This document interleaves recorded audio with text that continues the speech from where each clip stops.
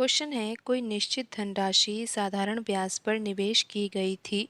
5 वर्ष के उपरांत प्राप्त होने वाला मिश्रधन 3 वर्ष में प्राप्त होने वाला मिश्रधन का 1/4 गुना था। साधारण ब्याज की दर ज्ञात कीजिए। तो यहाँ पर प्रश्न में दिया हुआ है कि जो ब्याज का प्रकार है वो कौन सा है, साधारण ब्याज है। प्रश्न में यहाँ पर मिश्रधन के बीच में संबंध दिया हुआ है कि 5 वर्ष के उपरांत प्राप्त होने वाला जो मिश्रधन है वो 3 वर्ष में प्राप्त होने वाले मिश्रधन का 1/4 गुना है। तो यहाँ पर हम लिख लेते हैं 3 वर्ष के उपरांत प्राप्त होने वाला मिश्रधन, और यहाँ पर हम लिखते हैं 5 वर्ष के उपरांत प्राप्त होने वाला मिश्रधन। तो इनके बीच में संबंध क्या है, 1/4 का। तो 1/4 ये तो मिश्रित भिन्न है, इसको हम साधारण भिन्न में चेंज करेंगे तो ये किसके बराबर होगा, 4 का गुणा 1 से करेंगे 4 आएगा, फिर 1 जोड़ेंगे तो आ जाएगा 5/4। तो यहाँ पर प्रश्न में दिया हुआ है कि 5 वर्ष के उपरांत प्राप्त होने वाला जो मिश्रधन है वो 3 वर्ष में प्राप्त होने वाले मिश्रधन का 1/4 गुना यानी कि 5/4 गुना है। तो यहाँ पर जो बट्टे में 4 लिखा हुआ है इसको तो हम मान रहे हैं 3 वर्ष के बाद मिलने वाला मिश्रधन, और अगर हम यहाँ पर 4 का 5/4 निकालेंगे यानी कि 1/4 निकालेंगे तो यहाँ पर 5 वर्ष के उपरांत जो मिश्रधन मिलेगा वो कितना आएगा, 5 यूनिट आएगा। आप मिश्रित भिन्न से भी समझ सकते हो कि जैसे कि हमने मिश्रित भिन्न को साधारण भिन्न में चेंज किया तो ये 5/4 के बराबर आया। तो जो बट्टे में 4 लिखा हुआ है इसको हमने माना 3 वर्ष के उपरांत प्राप्त होने वाला मिश्रधन। तो यहाँ पर जो अंश में लिखा हुआ है 5, ये होगा 5 वर्ष के उपरांत प्राप्त होने वाला मिश्रधन। तो यहाँ पर आप समझिए कि 3 वर्ष के उपरांत प्राप्त होने वाला मिश्रधन और 5 वर्ष के उपरांत प्राप्त होने वाले मिश्रधन के बीच में जो अनुपात का संबंध आया है वो कितना आया है, 4:5 का संबंध आया है। लेकिन आपको अब ये समझना है कि 3 वर्ष के उपरांत प्राप्त होने वाला मिश्रधन तो 4 यूनिट है, लेकिन 5 वर्ष के उपरांत प्राप्त होने वाला मिश्रधन 5 यूनिट है। तो यहाँ पर इस अनुपात में अंतर क्यों आ रहा है, यानी कि 5 वर्ष के उपरांत प्राप्त होने वाला जो मिश्रधन है वो 3 वर्ष के उपरांत प्राप्त होने वाले मिश्रधन से अधिक है। और कितना अधिक है, ये 1 यूनिट अधिक है। अगर ये 1 यूनिट अधिक है तो इसका कारण क्या है, आप यहाँ पर समझिए कि अगर हम यहाँ पर 3 वर्ष के उपरांत के मिश्रधन की बात कर रहे हैं तो हम इसको किस प्रकार निकालेंगे। अगर हमें मूलधन पता होगा तो मूलधन में अगर हम 3 वर्ष का ब्याज जोड़ देंगे ना तो हमें ये पता लग जाएगा कि 3 वर्ष के उपरांत मिश्रधन कितना मिलेगा। उसी प्रकार अगर ये 5 वर्ष के उपरांत मिश्रधन की बात हो रही है तो इसमें मूलधन तो वही जुड़ेगा, क्योंकि साधारण ब्याज है तो मूलधन तो सेम ही रहता है। लेकिन यहाँ पर कितने वर्ष की ब्याज जुड़ेगी, 5 वर्ष की ब्याज जुड़ेगी। तो आपको इस तरह से समझना है यहाँ पर कि यहाँ पर ये 4 यूनिट तो क्या है, 3 वर्ष के उपरांत का मिश्रधन, और यहाँ पर 5 वर्ष के उपरांत जो मिश्रधन है वो कितना है, 5 यूनिट, और वास्तव में ये मूलधन प्लस 5 वर्ष का ब्याज है। तो आप यहाँ पर देखिए जो ये 1 यूनिट का अंतर आया है ये इस कारण आया है क्योंकि 3 वर्ष के उपरांत वाले मिश्रधन में यहाँ पर 3 वर्ष का ब्याज जुड़ रहा है, जबकि 5 वर्ष के उपरांत मिश्रधन में 5 वर्ष का ब्याज जुड़ रहा है। तो यहाँ पर जो ये 1 यूनिट है ना ये किस कारण आया है, क्योंकि 5 वर्ष के उपरांत जो मिश्रधन है उसमें 2 वर्ष का ब्याज एक्स्ट्रा जुड़ रहा है। तो यहाँ पर 1 यूनिट की वैल्यू क्या होगी, 2 वर्ष के ब्याज के बराबर होगी। तो आपको इतना समझ में आ गया है कि यहाँ पर 1 यूनिट किसके बराबर है, 2 वर्ष के ब्याज के बराबर है। तो यहाँ पर हम लिख लेते हैं कि जो ब्याज आया है वो कितना आया है, 1 यूनिट आया है, और ये कितने वर्ष का ब्याज है, ये 2 वर्ष का ब्याज है। अब आप यहाँ पर समझिए, आपको इतना समझ में आया था कि 3 वर्ष के उपरांत जो मिश्रधन था वो कितना था, 4 यूनिट, और जो 5 वर्ष के उपरांत का मिश्रधन था वो कितना था, यहाँ पर 5 यूनिट। तो यहाँ पर जो ये डिफरेंस था वो 1 यूनिट का था, और हमने लिखा कि 1 यूनिट बराबर क्या होगा, 2 वर्ष का ब्याज होगा। अगर हम यहाँ से 1 वर्ष का ब्याज निकालेंगे तो फिर कितना आएगा, 1 वर्ष का ब्याज आएगा आधा यूनिट। इस तरह से आपको समझना है। लेकिन ये आधा यूनिट आ रहा है, अगर यहाँ पर ये पूर्ण संख्या में आता तो हम इसको आसानी से हल कर पाते। अब ये भिन्न में आ रहा है तो हमें कैलकुलेशन करने में थोड़ी सी कठिनाई होगी, लेकिन अगर यहाँ पर हम ये जो 1 यूनिट बराबर 2 वर्ष का ब्याज आ रहा है, इसको अगर हम 1 यूनिट को 2 यूनिट बना दें तो प्रश्न आसानी से हल हो सकता है। अब हम 1 यूनिट को 2 यूनिट कैसे बना सकते हैं, आप यहाँ पर समझिए। आपको ये समझ में आ जाना चाहिए कि अब हम यहाँ पर जो ये अनुपात दिया हुआ है 4:5, इसमें हम 2 का गुणा करेंगे। अगर हम अनुपात में 2 का गुणा करेंगे तो ये जो 4 है ये तो हो जाएगा 8 और 5 क्या हो जाएगा 10 हो जाएगा। अनुपात में अगर हम 2 से गुणा कर दें, 2 से भाग दें, लेकिन समान रूप से भाग देना होगा, समान रूप से गुणा करना होगा, तो उस स्थिति में अनुपात पे कोई फ़र्क नहीं पड़ता, क्योंकि अभी भी अगर आप इसको 2 के पहाड़े से काटोगे तो ये अनुपात तो वही रहेगा। तो यहाँ पर हमने 2 का गुणा क्यों किया है आप ये समझिए, क्योंकि पहले आपने देखा कि 1 यूनिट बराबर क्या आ रहा था, 2 वर्ष का ब्याज आ रहा था और कैलकुलेशन थोड़ी सी कठिनाई हो रही थी। जब हम 1 वर्ष का ब्याज निकाल रहे थे तो वो आधा यूनिट आ रहा था, लेकिन उस आधा यूनिट को ही 1 यूनिट करने के लिए हमने यहाँ पर 2 का गुणा किया। अब आप देख सकते हो कि यहाँ पर ये जो अंतर आ रहा है ये 2 यूनिट का अंतर आ रहा है, और ये 2 यूनिट का अंतर इसीलिए आ रहा है क्योंकि 5 वर्ष के मिश्रधन में 2 वर्ष का ब्याज एक्स्ट्रा जुड़ा हुआ है। तो यहाँ पर ये 2 यूनिट किसके बराबर होगा, 2 वर्ष के ब्याज के बराबर होगा। तो 1 यूनिट बराबर क्या होगा, 1 यूनिट बराबर होगा 1 वर्ष का ब्याज। आपको इतना समझ में आ गया होगा।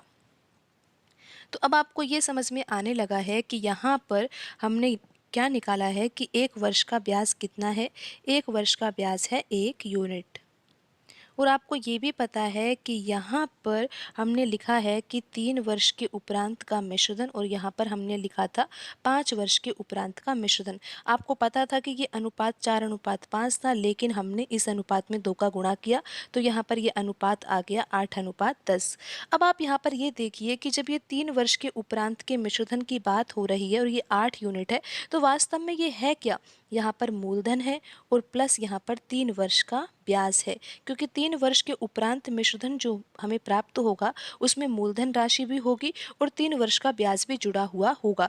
और जो ये 10 यूनिट है ये 5 वर्ष के उपरांत का मिश्रधन है, लेकिन वास्तव में ये क्या है, मूलधन प्लस 5 वर्ष का ब्याज है।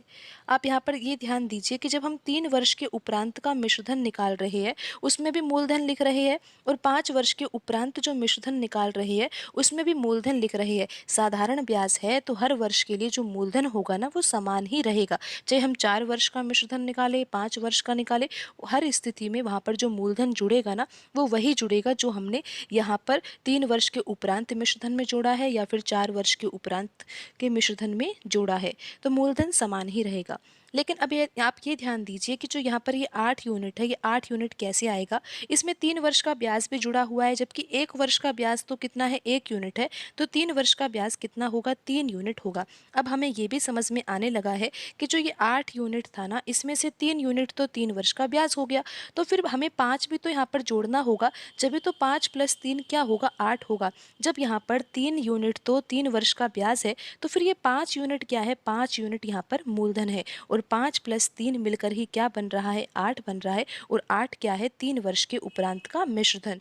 अब आप यहाँ पर ये भी देख सकते हो कि जो ये 10 यूनिट लिखा हुआ है इसमें मूलधन कितना आएगा। आपको वैसे तो पता है कि मूलधन तो समान ही आएगा, मूलधन तो 5 यूनिट ही आएगा, लेकिन फिर भी आप देखिए कि यहाँ पर हमें 5 वर्ष का ब्याज जोड़ना होगा, तो 1 वर्ष का ब्याज 1 यूनिट है तो 5 वर्ष का ब्याज 5 यूनिट होगा, और यहाँ पर हमें 10 लेकर आना है तो हमें यहाँ पर 5 ही जोड़ना होगा, तो 5 + 5 10 हो जाएगा। अब आप यहाँ पर देख सकते हो कि मूलधन की वैल्यू यहाँ पर यूनिट में कितनी आई है, 5 यूनिट आई है, और जबकि यहाँ पर 1 वर्ष का ब्याज कितना है, 1 यूनिट है।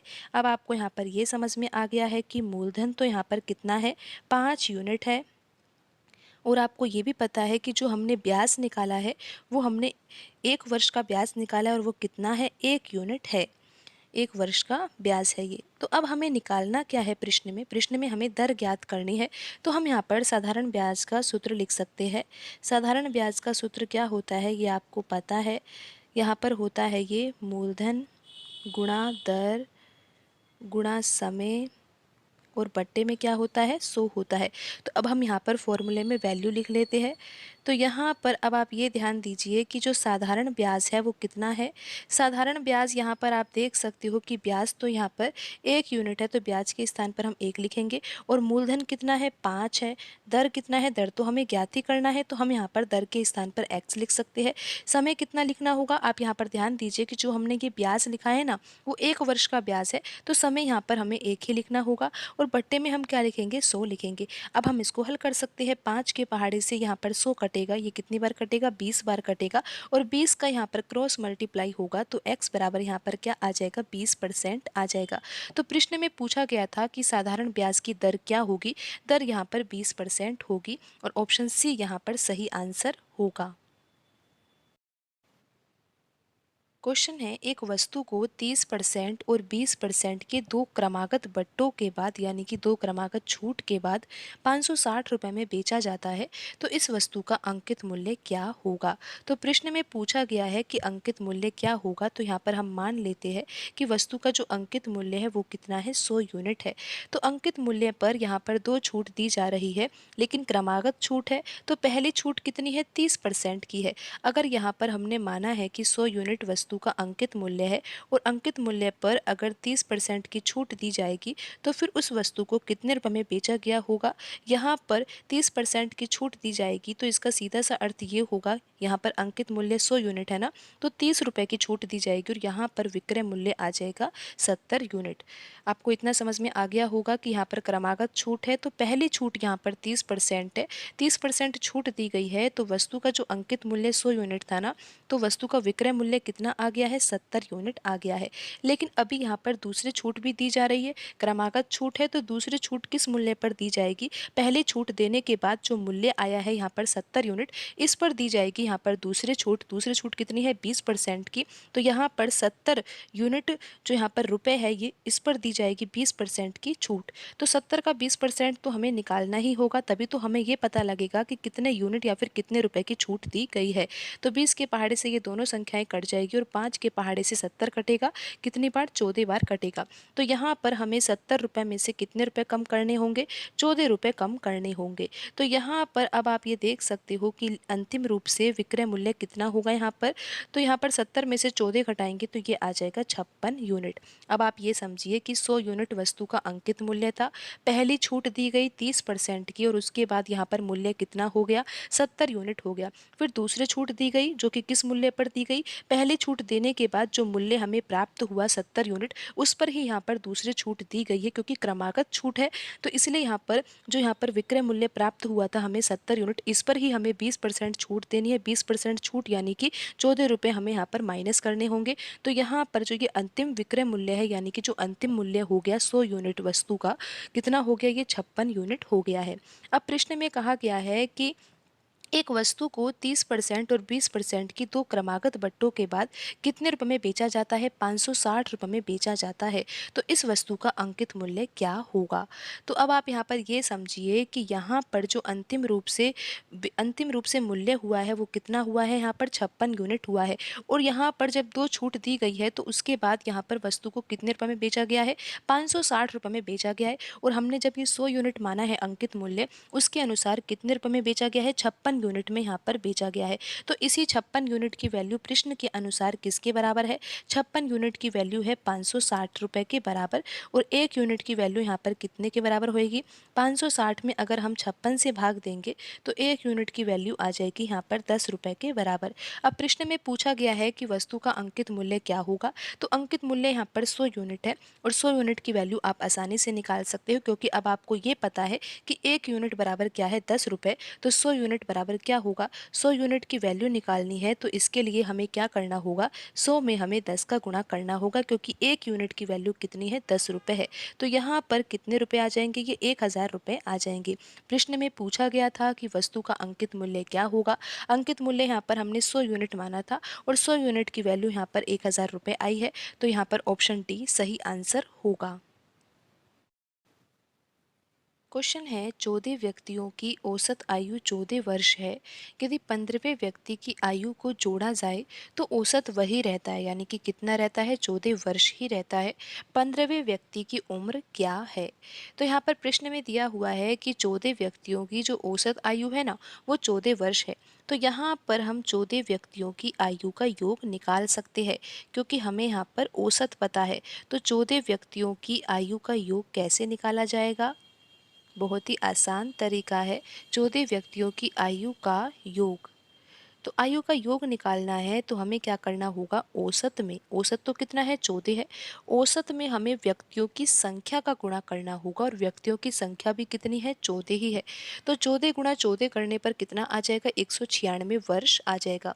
तो 14 व्यक्तियों की जो आयु का योग है ना, वो कितना है, 196 वर्ष है। अब प्रश्न में कहा जा रहा है कि 15वें व्यक्ति की आयु को अगर जोड़ा जाता है तो फिर भी औसत वही रहता है। तो अगर औसत वही रहता है तो हम 15 व्यक्तियों की आयु का योग निकाल सकते हैं, क्योंकि अब भी हमें औसत तो पता ही है। तो 15 व्यक्तियों की आयु का योग हम कैसे निकालें? क्योंकि हमें औसत पता है तो हमें क्या करना चाहिए, हमें औसत में, औसत कितना है, औसत तो वही है जितना पहले था, तो औसत तो 14 है, लेकिन अब व्यक्तियों की संख्या कितनी हो गई है, 15 हो गई है। तो यहाँ पर अगर हमें 15 व्यक्तियों की आयु का योग निकालना है तो हम औसत में व्यक्तियों की संख्या का गुणा करेंगे, यानी कि हमें 14 गुणा 15 करना होगा। तो 14 गुणा 15 करने पर कितना आएगा, ये तो आपको पता है कि यहाँ पर आ जाएगा 210 वर्ष। तो अब आप यहाँ पर ये समझिए कि जब हमें ये पता है कि 14 व्यक्तियों की आयु का योग 196 वर्ष है और 15 व्यक्तियों की आयु का योग 210 वर्ष है, तो क्या हम 15वें व्यक्ति की उम्र ज्ञात नहीं कर सकते? जब यहाँ पर प्रश्न में पूछा यही गया है कि 15वें व्यक्ति की उम्र क्या है, तो यहाँ पर जो ये 15 व्यक्तियों की आयु का हमने योग निकाला है, ये 210 वर्ष इसलिए ही आ रहा है क्योंकि यहाँ पर 15वें व्यक्ति की आयु जुड़ी हुई है, जबकि 14 व्यक्तियों की आयु का योग तो 196 वर्ष था। तो अगर हमें 15वें व्यक्ति की आयु निकालनी है तो हमें क्या करना होगा, ये तो बहुत आसान है, आपको पता है और आपने निकाल भी लिया होगा। तो 15वें व्यक्ति की आयु हम कैसे निकालेंगे, 210 में से अगर हम 196 घटाएंगे तो कितना आएगा, ये तो आपको पता है कि यहाँ पर आंसर आ जाएगा 14 वर्ष। तो 15वें व्यक्ति की आयु कितनी है, 14 वर्ष है, और ऑप्शन बी यहाँ पर सही आंसर होगा। क्वेश्चन है यदि एक निश्चित धनराशि पर 4 वर्ष 3 माह के लिए 18 सही 1/3% वार्षिक ब्याज दर से प्राप्त साधारण ब्याज 7,480 रुपये है, मूलधन ज्ञात कीजिए। तो यहाँ पर प्रश्न में हमें क्या ज्ञात करना है, मूलधन ज्ञात करना है, और प्रश्न में दिया क्या हुआ है, प्रश्न में समय दिया हुआ है कितना है, 4 वर्ष 3 माह का, प्रश्न में दर दी हुई है और कितनी है, 18 सही 1/3% है, और यहाँ पर ये वार्षिक दर दी हुई है, और यहाँ पर साधारण ब्याज कितना दिया हुआ है, 7,480 रुपये दिया हुआ है। हमें प्रश्न में ज्ञात करना है कि मूलधन क्या होगा। तो आप यहाँ पर ध्यान दीजिए कि यहाँ पर जो ये समय है ना, वो 4 वर्ष 3 माह, यानी कि यहाँ पर ये वर्ष और महीने में है, तो हम इसको वर्ष में ही चेंज कर लेते हैं। तो 4 वर्ष तो है ही, लेकिन जो ये 3 महीने है ना, इसको वर्ष में चेंज करना है तो हमें 12 से भाग देना होगा, क्योंकि एक वर्ष में 12 महीने होते हैं। तो यहाँ पर ये आ जाएगा 1/4।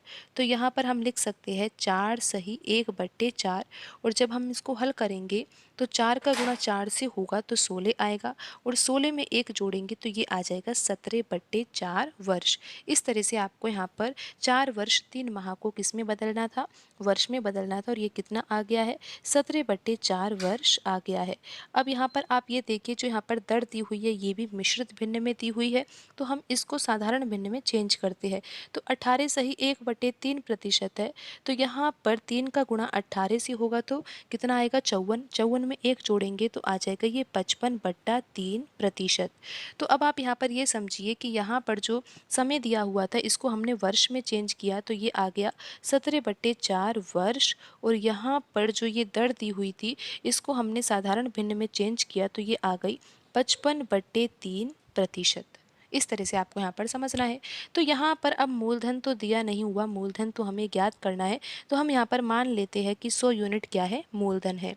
तो यहाँ पर अगर हमें 100 यूनिट मूलधन पता लग गया है कि 100 यूनिट मूलधन है, तो यहाँ पर अब हम ब्याज कैसे निकालें?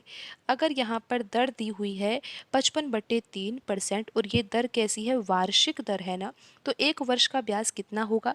1 वर्ष का ब्याज तो हो जाएगा यहाँ पर 55/3। अगर यहाँ पर दर दी हुई थी 5% वार्षिक, तो 1 वर्ष का ब्याज हो जाता 5 यूनिट, क्योंकि मूलधन यहाँ पर 100 यूनिट है ना, तो उस अनुसार ही यहाँ पर जो दर होगी वही क्या होगा, 1 वर्ष का ब्याज होगा। लेकिन यहाँ पर दर जो है वो 55/3% है, तो 1 वर्ष का ब्याज यहाँ पर 55/3 यूनिट हो जाएगा। लेकिन हमें कितने वर्ष का ब्याज निकालना है, आप यहाँ पर ध्यान दीजिए कि हमें 17/4 वर्ष का ब्याज निकालना है। तो यहाँ पर हम 17/4 से गुणा कर देंगे। तो अब हम देखते हैं कि यहाँ पर कितना आता है। क्या यहाँ पर कुछ कट रहा है? कुछ भी नहीं कट रहा है, लेकिन कोई दिक्कत नहीं है। यहाँ पर हम ब्याज को ऐसे सोल्व भी नहीं करेंगे, क्योंकि अभी हमें आगे भी प्रश्न को हल करना है। तो वैसे आप ध्यान दीजिए कि ब्याज कितना आया है। यहाँ पर ये जो दर थी वो 1 वर्ष की दी हुई थी 55/3, लेकिन यहाँ पर जो वर्ष था कितना था, 17/4। तो टोटल ब्याज निकालने के लिए हमने क्या किया, दर में समय का गुणा कर दिया। लेकिन जो ये ब्याज आया है ना, ये यहाँ पर मूलधन कितना है, 100 यूनिट है। 100 यूनिट के अनुसार यहाँ पर ब्याज कितना आया है, 55 × 17 और बट्टे में क्या है, 3 × 4। तो यहाँ पर अब आप ये देखिए कि यहाँ पर जो ये वैल्यू है ये किसके बराबर होगी, ये ब्याज ही तो है, और प्रश्न के अनुसार तो ब्याज कितना है, 7,480 रुपये है। तो यहाँ पर जो ये 55/3 × 17/4 जो ये यूनिट में वैल्यू है, ये किसके बराबर होगी, 7,480 रुपये के बराबर होगी। अब हम इसको हल कर लेते हैं। तो यहाँ पर 11 के पहाड़े से ये 55 5 बार कटेगा, और हम देखते हैं कि क्या ये संख्या 11 के पहाड़े से कट रही है, और बिल्कुल निश्चित रूप से कट रही है। और ये कटेगी कितनी बार, ये कटेगी 680 बार। 17 के पहाड़े से यहाँ पर 680 भी कटेगा, और ये कटेगा 40 बार। तो यहाँ पर अब आप 5 के पहाड़े से 40 को काटोगे तो कट जाएगा ये कितनी बार, 8 बार यहाँ पर कट जाएगा। और ये 3 और ये 4 कितना हो जाएगा, 3 चौक 12 हो जाएगा। और यहाँ पर 12 का अगर हम क्रॉस मल्टीप्लाई करें तो 1 यूनिट की वैल्यू कितनी आ जाएगी, यहाँ पर तो पहले से 8 दिया ही हुआ है, और यहाँ पर 12 का गुणा होगा तो 1 यूनिट बराबर आ जाएगा 96 रुपये। तो 1 यूनिट की वैल्यू कितनी आई है, 96 रुपये आई है। और हमें प्रश्न में ज्ञात क्या करना है, मूलधन ज्ञात करना है। और आपको पता है कि मूलधन हमने कितना माना है, 100 यूनिट माना है। जब 1 यूनिट की वैल्यू यहाँ पर 96 रुपये है, तो 100 यूनिट की वैल्यू कितनी आएगी, 9600 रुपये आ जाएगी।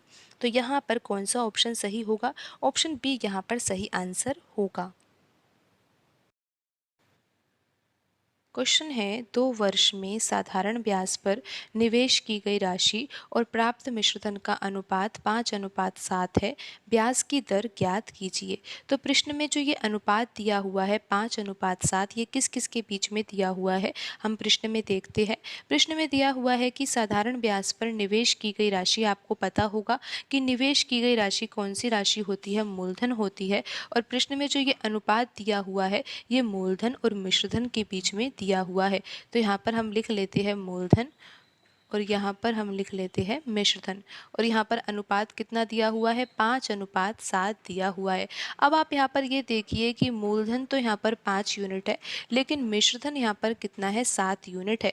तो यहाँ पर मूलधन और मिश्रधन में ये अंतर किस कारण आया है, क्या आपको पता है कि यहाँ पर ये 2 यूनिट ज़्यादा क्यों है मिश्रधन? क्योंकि आपको पता होना चाहिए कि मिश्रधन क्या होता है। मिश्रधन में हम लिखते हैं मूलधन प्लस, यहाँ पर आपको पता है कि यहाँ पर ये बात हो रही है 2 वर्ष की, तो यहाँ पर जो ब्याज जुड़ेगा वो कितने वर्ष का जुड़ेगा, 2 वर्ष का ब्याज जुड़ेगा। तो आपको ये समझ में आ जाना चाहिए कि मिश्रधन में क्या होता है, मूलधन प्लस 2 वर्ष का ब्याज। क्योंकि यहाँ पर 2 वर्ष की बात हो रही है तो 2 वर्ष का ब्याज जोड़ेंगे हम, तो मूलधन प्लस 2 वर्ष का ब्याज किसके बराबर हो जाएगा, मिश्रधन के बराबर हो जाएगा। तो यहाँ पर अब आप ये तो समझिए कि जो ये अनुपात में अंतर आया है, यानी कि मूलधन तो कितना है, 5 यूनिट है, लेकिन मिश्रधन कितना है, 7 यूनिट है। तो अनुपात में जो ये 2 यूनिट का अंतर आया है ना, ये इस कारण आया है क्योंकि मिश्रधन में आप देखिए मूलधन तो लिखा हुआ है, लेकिन जो ये 2 वर्ष का ब्याज है ना, वो किस में जुड़ा हुआ है, मिश्रधन में जुड़ा हुआ है। इसी कारण यहाँ पर ये मूलधन और मिश्रधन के बीच में जो अंतर है वो कितना आया है, 2 यूनिट का अंतर आया है।